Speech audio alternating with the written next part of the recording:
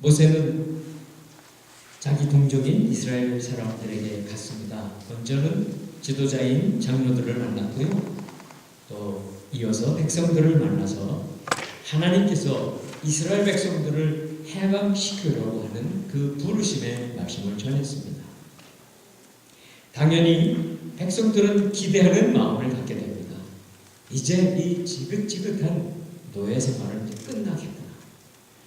우리가 해방을 받을 수가 있구나. 얼마나 큰 그러한 소망이 되었겠습니까? 그러나 통과해야 될 많은 문제들을 가지고 있습니다. 가장 첫 번째는 모세는 바로를 찾아가야 합니다. 바로가 누구입니까? 최강대국 이집트의 왕입니다. 그 앞에 나간다는 것조차 두려운 일입니다. 그런데 그 왕 앞에 나가서 더구나 이스라엘 백성을 보내야 한다고 하는 하나님의 말씀을 전하는 것은 너무나 두려운 일입니다. 왕 앞에 나간 사람은 잘못하면 왕의 한마디 말로 감옥에 가야 할지도 모르고 죽을 수도 있습니다. 그러한 두려움 속에 바로 모세와 아론이 그 왕을 찾아갑니다. 우리의 말이라고 하면 왕 앞에 가서 무슨 말을 할 수 있겠습니까? 내가 어려운 말을 해야 한다면 두려울 수밖에 없습니다. 그러나 하나님은 모세에게 그리고 아론에게 믿음을 부어주신 것입니다. 가서 전하기만 하면 된다는 거예요. 우리가 때로 힘든 일을 할 때에 또 힘든 말을 전해야 할 때 우리 내 생각의 말이라는 참 힘들지만 우리는 심부름 꾼다. 나는 전달하면 된다. 나는 전하기만 하면 된다 하면 그래도 마음이 편하고 용기가 생기게 되어 있습니다. 그런데 그 말씀이 누구의 말씀입니까? 천지를 만드신 전능하신 하나님이 주신 말씀입니다. 그에게 그 모세와 아론에게 하나님은 그렇게 믿음과 용기를 부어 주시는 것입니다. 이렇게 생명을 걸고 바로 앞에 나갑니다. 그러나 모세는 누구입니까? 40년 전에 살인을 행했던 전과가 있는 사람입니다. 만일에 이집트 왕궁 안에 그 옛날 일을 기억하는 신하가 있다고 한다면 알아보고 그 옛날 일을 참조한다면 꼼짝없는 그러한 일이 생길 수 있습니다. 물론 하나님께서는 이미 다 손을 보셨죠. 다 그런 사람들을 다 떠나가게 만들고 없게 하고 이렇게 모세를 보냈습니다. 이제 모세는 아론을 통해서 말합니다. 바로가 듣든지 안 듣든지 그것은 모세의 책임이 아닙니다. 어떻게 말하나요? 우리 1절 같이 읽습니다. 1절 시작. 그러고 나서 모세와 아론은 바로에게 가서 말했습니다. 이스라엘의 하나님 여호와께서 내 백성들을 보내 그들이 광야에서 나를 위해 절기를 지킬 수 있게 하여라 하고 말씀하셨습니다. 이스라엘의 하나님은 누구이십니까?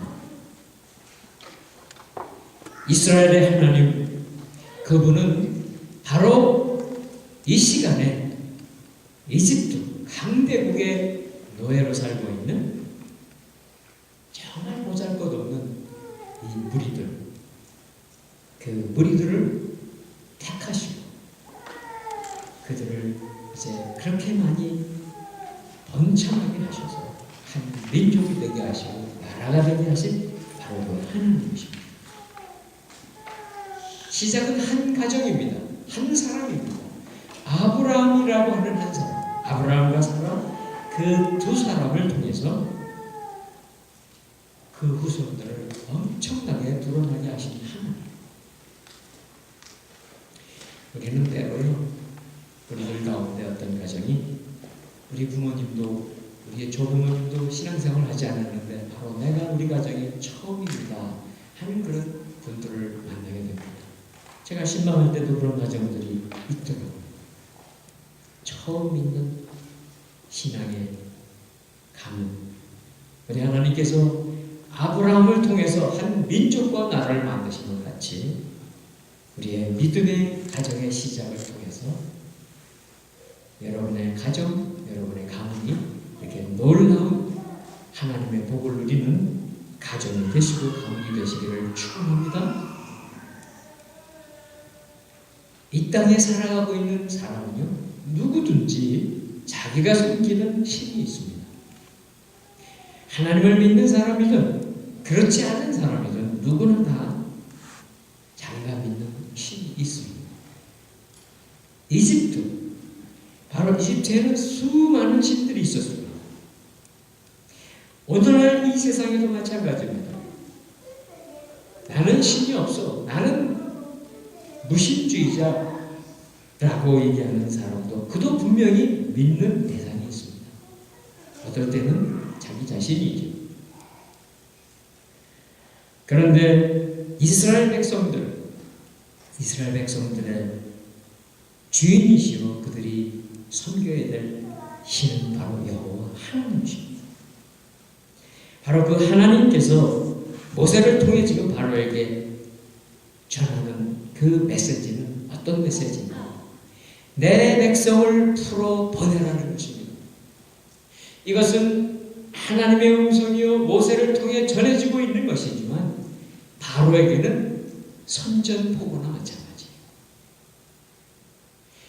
이집트 땅에 얼마나 많은 일을 한 사람들, 노예가 되어서 많은 성을 만들고 창고를 만들고 이스라엘의 경제의 그 기초를 이루어가고 있는 노예들이 누구입니까? 히브리 백성들. 그들은 열심히 일만 했습니다. 쉴 수 없습니다. 쉴 시간이 없습니다. 그들은 그래서 열심히 일하면서 가끔은 이집트 사람들이 제사 드리잖아요. 그들의 목사에게 제사 드릴 때 옆에서 구경하며 부러워하기만 했을 거예요. 그런데 하나님께서 오늘 하시는 말씀은 무엇인가? 바로 여호와 하나님에게, 이스라엘 백성들에게 하나님 신이 있다는 거예요. 바로 그 하나님에게 정식으로 제사를 드려야 한다고 말씀하시는 겁니다. 이스라엘은 하나님의 백성입니다. 우리들도 마찬가지입니다. 하나님이 택한 백성입니다. 하나님이 택한 백성이 이 땅에 존재하면서 가장 소중히 여겨야 하는 일이 무엇이겠습니까? 그것은 바로 하나님 앞에 예배드리는 것입니다. 저와 여러분 같이 이렇게 하나님 앞에 나와서 예배하는 일, 그것이 가장 중요한 하나님의 백성이 해야 할 일입니다. 왜냐고요? 하나님이 명령하셨기 때문에도 그렇지만 그것은 바로 우리가 하나님 앞에 나와서 예배드리는 이 귀한 시간을 통해, 이 사건을 통해 하나님은 하나님의 예비하신 축복을 우리에게 부어주기 시작하시기 때문에 그렇습니다.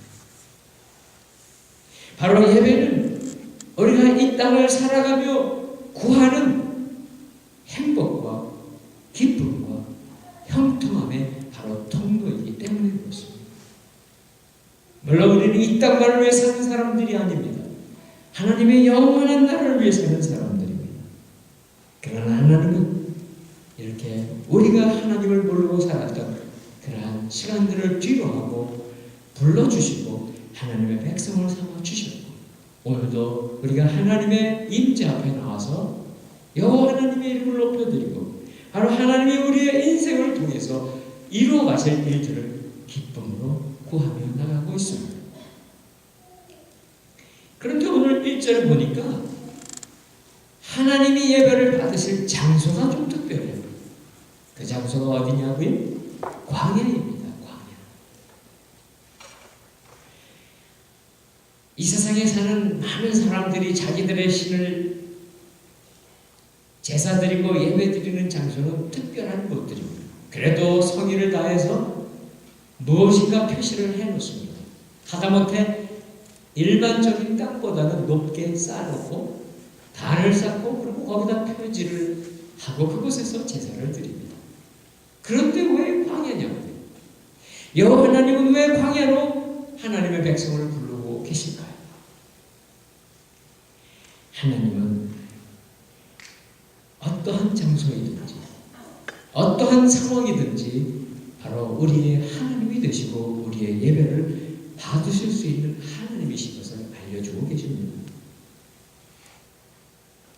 때로 우리는 나 같은 상황에 내가 처한 상황이나 내가 처해 있는 이 현재의 문제를 가지고서 내가 어떻게 하나님을 예배할 수가 있겠어? 내가 하나님 앞에 어떻게 나갈 수 있는 그런 자격이 있겠어? 그러한 준비가 되어 있겠어? 라고 말할 때가 있습니다.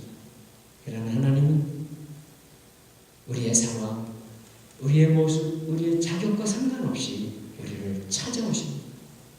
그렇게 하나님은 먼저 우리에게 오셔서 우리의 어떤 모습과 상관없이 우리의 마음을 다해 드리는 예배를 받아주시는 임마누엘의 하나님이신 것을 우리가 기쁨으로 믿고 받아들이시기를 축원합니다. 어느 곳이든지 상관하지 아니하십니다. 어느 곳에 있으셔도 상관하지 아니하십니다. 바로 그 하나님이 저와 여러분의 하나님이십니다. 그랬더니 바로가 대답하죠. 2절 보시기 바랍니다. 2절 시작. 바로는 대답했습니다. 여호와가 누구기에 내가 그의 말을 듣고 이스라엘을 보내야 한단 말이냐. 나는 여호와를 모르니 이스라엘도 보내주지 않겠다. 여호와라고 하는 신의 이름을 들은 적 없지요. 이집트의 왕이 그런 이름을 들은 적이 어디 있겠습니까? 그리고 이집트에는 많은 신들이 있습니다. 수많은 신들을 가지고 있습니다. 그리고 이집트 사람들은 어떻게 믿고 있는가? 그들이 이렇게 부강한 나라, 그 당시에 최강국이 될 수 있었던 것은 자기들의 신들이 탁월하기 때문에 그렇게 됐다고 믿습니다. 세상에 자기들의 노예에 지나지 않는 이 히브리 백성들이 자기들의 신이라고 하는 신은 무시해도 되는 신입니다. 이름은 들어본 적도 없는 신입니다. 별로 대단하지도 않게 생각하면서 관심도 없습니다. 물론 존경도 하지 않습니다. 이것은 참으로 하나님을 알지 못하는 세상 사람들의 허세고 교만입니다. 그들은 알지 못합니다. 그러나 분명한 것은 여호와 하나님은 전능하신 하나님이십니다. 그리고 그 하나님이 하나님의 백성들을 택하신 것입니다. 세상 사람들은 하나님을 모릅니다. 알 수가 없습니다. 그래서 그들은 말합니다. 그래, 하나님이 계시다면 보여줘봐. 증명을 해보라고. 그러면 내가 믿을게. 그런 말을 여러분은 듣지 않으셨습니까? 그러나 하나님은 지금도 분명히 살아계시고 역사하고 계십니다. 어떻게 아시냐고요? 가장 가깝게는 바로 여러분이 지금도 여러분의 심장이 움직이고 있습니다. 우리의 의사와 상관없이 심장은 박동하고 있습니다. 여러분의 의사와 상관없이 호흡을 하고 있습니다. 누가 하시냐고요? 바로 하나님께서 주관하고 계시는 저와 여러분의 생명입니다. 그리고 크게 한번 생각해 보십시오. 이 모든 우주는 허공입니다. 이 허공과 같은 우주 속에 여러분들이 살고 있는, 우리가 살고 있는 지구를 허공에다가 메어놓으신 분이 계십니다. 그리고 그분은 이 지구를 하루에 한 바퀴 돌게 하시고 1년 360일이면 65일이면 태양을 한 바퀴 돌게 그렇게 운행하고 계십니다. 그분이 바로 전능하신 여호와 하나님이십니다. 세상 사람들은 몰라도 우리들은 알고 있습니다. 사랑하시는 하나님이 우리에게 다가오신 것입니다. 우리가 하나님을 찾을 것이 아니라고요. 하나님이 먼저 우리를 오셔서 불러주시고 참아주신, 자녀 삼아주신 이 놀라운 은혜가 오늘도 우리 가운데 다시 한번 기억되고 회복되시기를 간절히 바랍니다. 그러자 모세와 아론이 다시 한번 왕에게 요청합니다. 3절 같이 읽습니다. 3절 시작. 그러자 그들은 말했습니다. 히브리 사람들의 하나님께서 저희에게 나타나셨습니다. 저희가 광야로 3일길을 가서 저희 하나님 여호와께 제사 드릴 수 있게 해주십시오. 그렇지 않으면 그분께서 전염병이나 칼로 저희를 치실 것입니다. 두 번째 간곡한 요청을 하고 있습니다. 우리가 완전히 떠나려고 하는 것은 아닙니다. 라는 뜻이 여기 들어있는 거예요. 우리는 아브라함을 조상으로 한 히브리 백성입니다. 조상 때부터 우리를 지켜오신 그 하나님이 계신데 그 하나님이 명령하시니 우리가 따라야 되지 않습니까? 만약 우리를 보내셔서 며칠 동안만 좀 휴가를 주셔서 보내주시면 우리가 그렇게 사흘길을 가서 거기에 가서 하나님께 제사를 드리고 예배를 드리고 오겠습니다. 만약 우리를 보내주지 않으면 하나님께서 우리를 병으로 전염병으로 죽게 하고 칼로 죽게 하고 그러고 난다면 이집트에 일시킬 사람 없지 않습니까? 그런 뜻이. 우리 다 죽으면 무슨 소리이겠습니까? 그 정도 얘기하면 좀 알아들었을까요? 알아듣지 못합니다. 4절, 5절 같이 읽습니다. 4절, 5절 시작. 그러나 이집트 왕은 모세와 아론아 너희는 왜 이 백성들로 하여금 일을 제대로 하지 못하게 하려고 하느냐? 너희의 일이나 하라 라고 했습니다. 또 보라 이 땅에 백성들이 많은데 그들로 하여금 일을 그만하게 만드는구나 하고 바로가 말했습니다.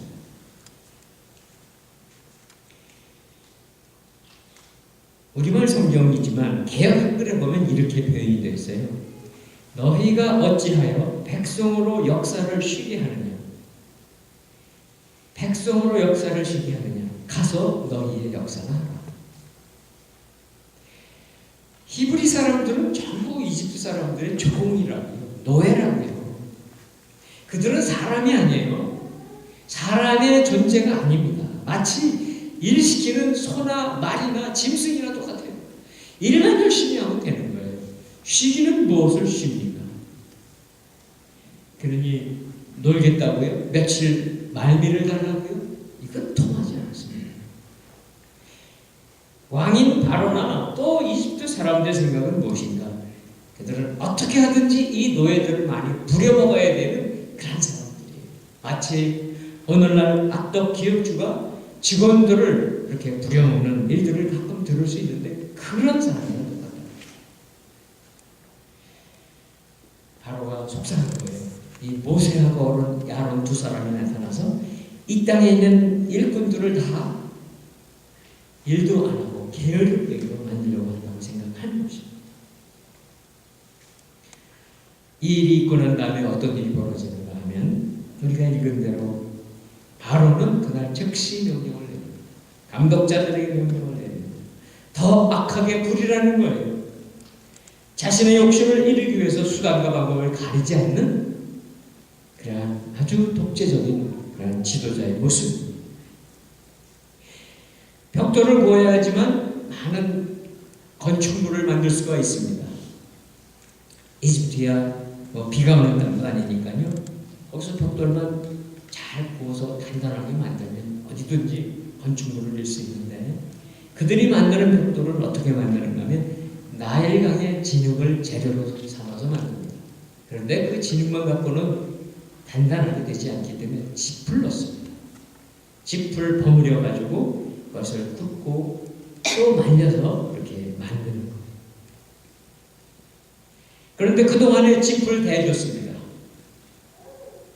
그 짚을 안 대주겠다는 거예요. 그러면서도 생산했던 목표량은 그대로 만들어가는 거예요. 이렇게 하려면 얼마나 더 힘들어지겠습니까? 얼마나 많은 시간을 일을 해야 되겠습니까? 한번 백성들, 히브리 백성들의 입장에 내보십시오. 처음에는요, 모세가 나타나서 얘기하는 것을 가지고 소망을 가졌습니다. 이제는 우리가 노예 신분이 아닙니다. 우리에게도 해방의 날이 오겠다. 얼마나 기뻤습니까? 그랬는데 오히려 더 문제가 생기고 있습니다. 하나님이 주신 그 말씀을 모세가 전했는데 그 말씀 때문에 바로는 더 강팍해져서 백성들을 더 힘든 상황으로 몰아넣습니다.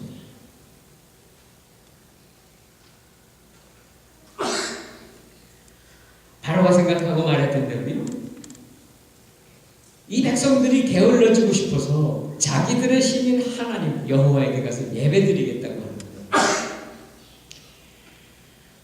하나님을 대적하고 하나님의 자녀들을 대적하는 그런 어둠의 세력들은 하나님께 나아가서 예배하는 것을 뭐라고 얘기하는가?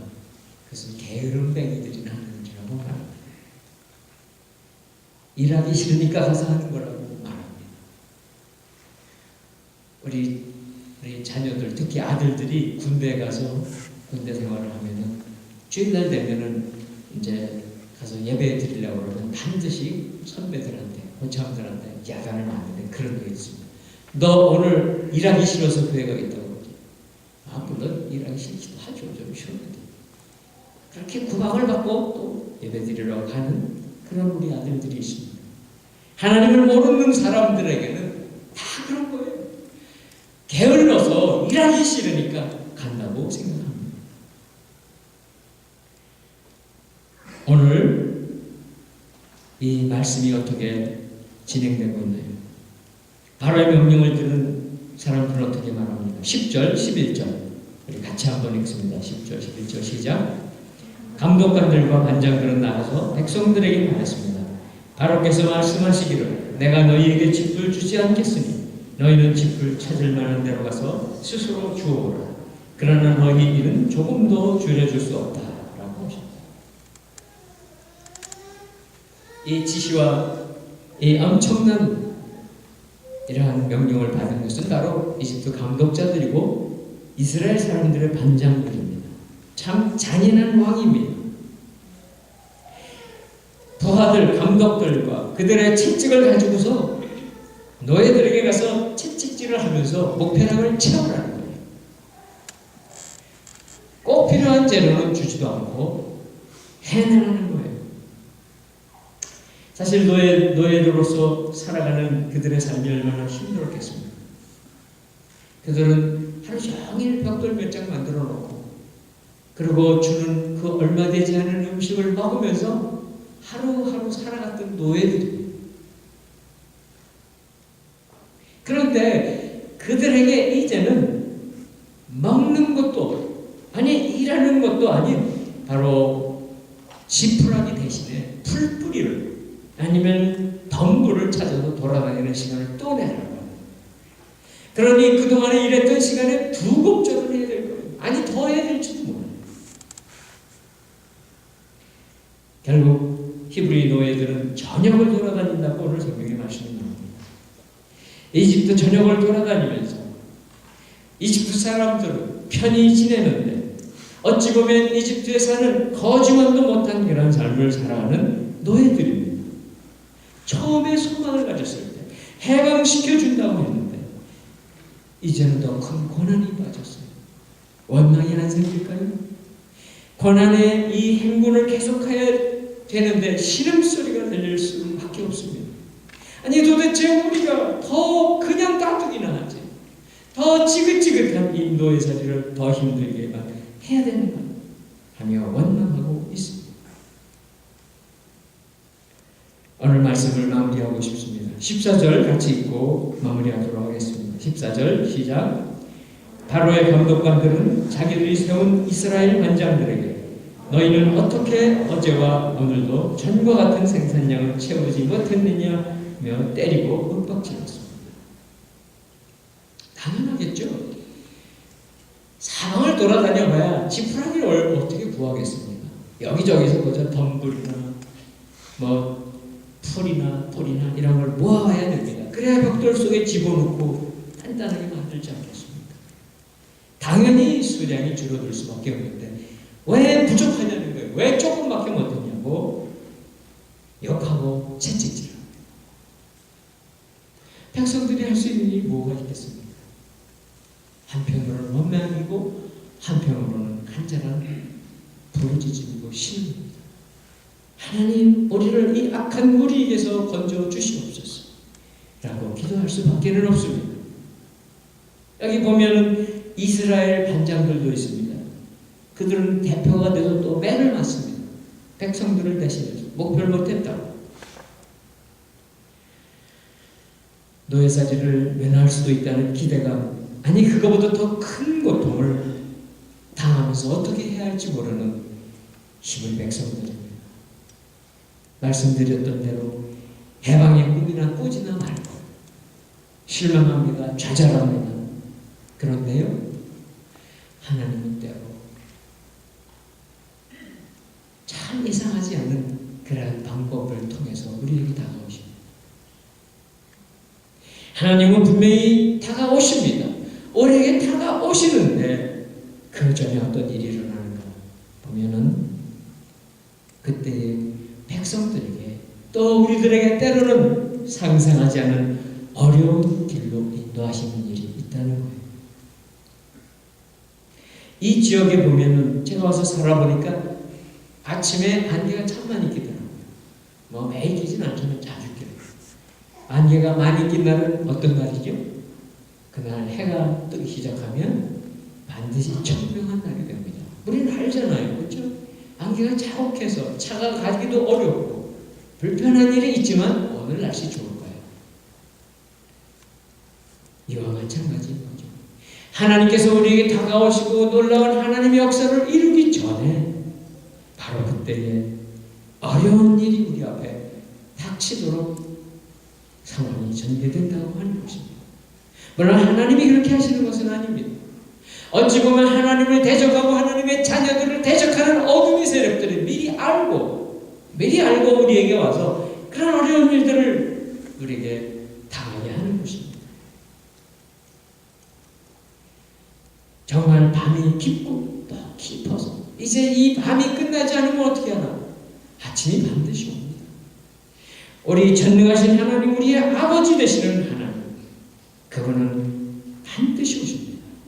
그리고 하나님이 우리에게 오셔서 역사를 이루시기 전에 그 어둠의 시간을 통해서 하나님 우리에게 말씀하고 계십니다. 오늘도 하나님 히브리 백성들뿐만 아니라 저와 여러분에게 바로 하나님의 대역전의 극을 이루시기 위해서 다가오시는 하나님이 계심을 믿으시기를 바랍니다. 우리의 구세주 되시는 예수 그리스도 그분도 그러셨습니다. 그분도 신이 자원하셔서 십자가의 길로 가셨습니다. 끝입니다. 그리고 십자가에 달리셨을 때 온 세상이 깜깜해졌습니다. 그러나 그것은 끝이 아닙니다. 우리 주님이 십자가에 달리시고 세상 사람들은 다 끝이라고 받아들였을 때 무덤의 사흘이 지난 다음에 주님이 다시 부활하셔서 생명으로 완전한 부활로 다시 오셨습니다. 놀라우신 그 주님, 오늘도 사랑하는 모든 성도들 안에 우리가 기도하고 있는 우리의 기도 제목 안에 우리가 안타깝게 부르짖고 있는 우리의 문제 앞에 주님은 가장 가까이 다가와 계신 우리의 하나님이신 것을 고백하는 저와 여러분 되시기를 주님의 이름으로 축원합니다. 함께 기도하시죠.